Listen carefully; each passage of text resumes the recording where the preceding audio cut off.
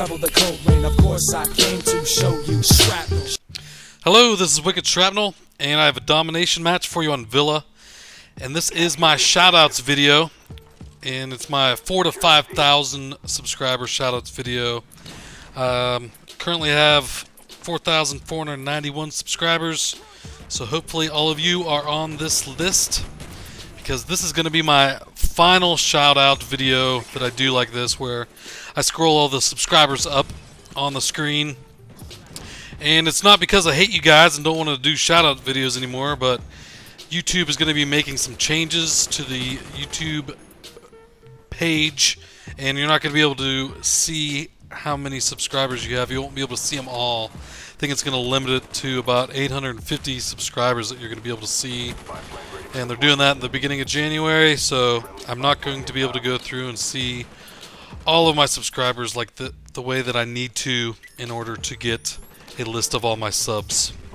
But it was fun making these videos while it lasted, and it was actually getting to a point where I think this video is probably going to take about 2 days just to render it, because there's just so much data to render, and Vegas Video just renders each little section like as the names scroll up the screen. It has to almost like take little pictures. It's almost like taking millions of pictures, like a flip book, how you draw different pictures on a flip book and flip through it.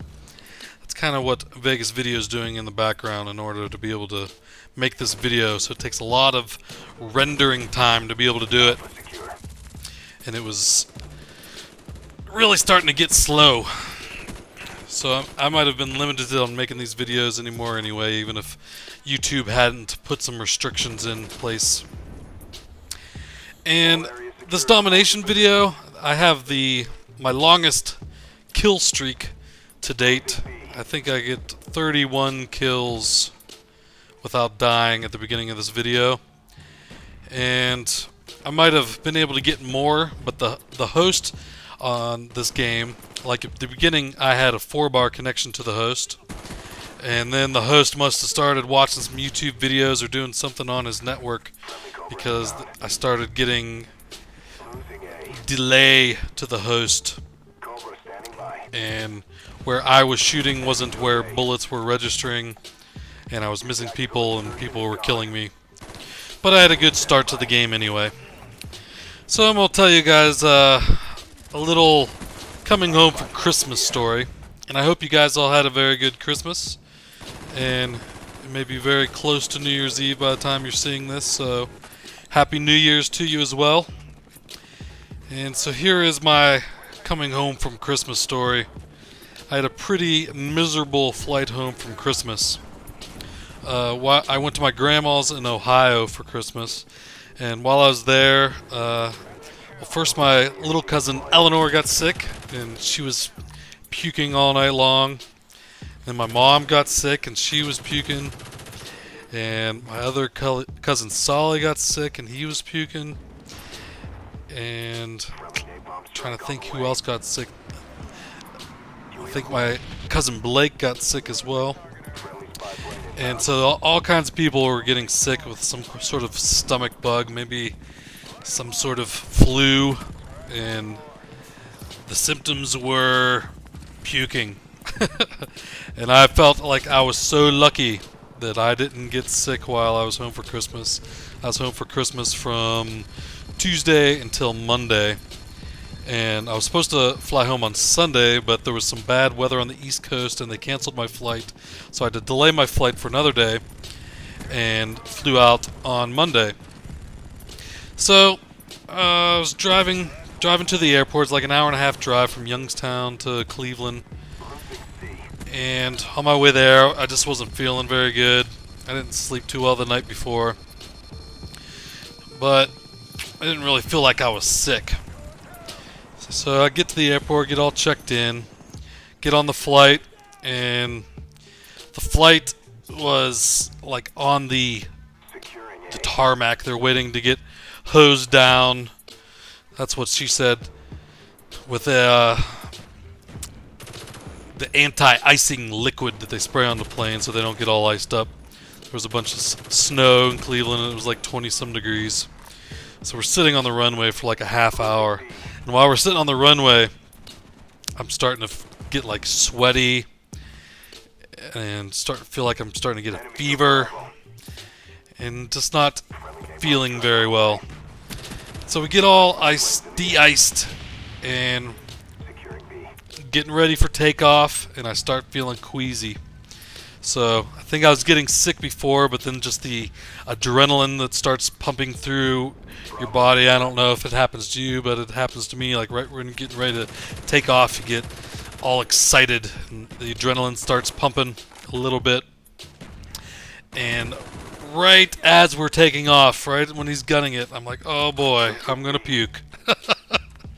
And I'm looking in the back of my seat for a puke bag. There's no puke bag in the back of the seat. I look at my neighbor's seat, and he's like, oh, what are you looking for? I'm like, oh, I'm looking for a queasy bag. And he just didn't really pay too much attention, didn't really help me find a bag. And there was no time left. I had to puke. And I had my black hat with me, the one that you see in a lot of my videos. And that was my vomit bag. I just puked into my hat as we're taking off. So I was able to save the whole back seat of the plane from getting puked on, but I had to wait until we got up to about 10,000 feet, and I hit the flight attendant button, and she came and asked for a garbage bag, and I had to throw my whole hat in there filled with puke. And so that was my miserable flight home from Ohio experience. And it kind of got worse too. I mean, I felt bad the whole flight. It was like a 55-minute flight from Cleveland to Baltimore, which is really going the wrong way to come back to Austin, Texas. But then after we landed, there was a plane in at our gate, and we had to sit on the runway again. And I was able to go to the bathroom, and they had those barf bags in the bathroom. And while we're sitting on the runway waiting to get to the gate, I puked in the barf bag and about filled it up. So that was my disgusting flight home from Cleveland story. I hope you got some amusement out of it. I'd never puked on a plane before, and I've flown on planes many times. So it wasn't just nerves. It was the stomach bug that was going around at my grandma's house that I was lucky enough to wait to get sick until I was on a plane. And I'm still not feeling 100%, but I'm feeling better. I stayed in bed all day yesterday, took some NyQuil and knocked myself out and slept until like 3 in the afternoon. I was having like cold sweats where you're like sweating but you're freezing. I hate being sick. It sucks. So, I hope none of you guys got sick over the holidays. At least I wasn't sick until after Christmas, but I wish I would have been able to get sick maybe a day before I had to fly home, so I didn't get sick right as I was on the plane. Bad timing. And that all happened on the 55-minute first flight. I had 2 flights on my way home. So the first one was from Cleveland to Baltimore, and then from Baltimore to Austin. And the first flight was 55 minutes long, and the second flight was 4 hours. So on the second flight, I had called my mom in between and told her what happened. She's like, well, don't drink anything, because as soon as you drink anything, it comes right back up.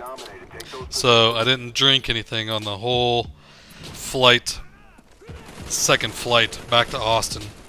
And even though I felt like crap, and I was totally uncomfortable, sitting in an aisle seat, like all the way in the back, so my seat couldn't lean back, and sitting next to 2 college basketball girls that, I don't know, they're probably 20 years old and were talking the whole time, and I just wanted to tell them to shut up. But I didn't. I just sat there in misery for 4 hours, not being able to sleep. So that was my Merry Christmas flight home. Hope you guys had a better Christmas travel story than I did. And this game is almost over. I think there's about another less than a minute left. So I want to thank you for watching. I want to thank all my subscribers for subscribing and watching my videos. I appreciate it. And once this video starts rendering, I'm going to get online and start poning some Christmas noobs. I think most of this other lobby that I was able to get the 31 kill streak against is a bunch of people that just got Black Ops for Christmas and learning how to play the game. There was, I think, one person that had prestiged on the other team. But a lot of Christmas noobs. I love Christmas noobs. And I'm going to be playing some Game Battles games coming up in January too, so I'll post some of those as well. So thanks for watching. What was my final score? Went 46-11. So that's all I have for now. Thanks for watching, and I'll talk to you later.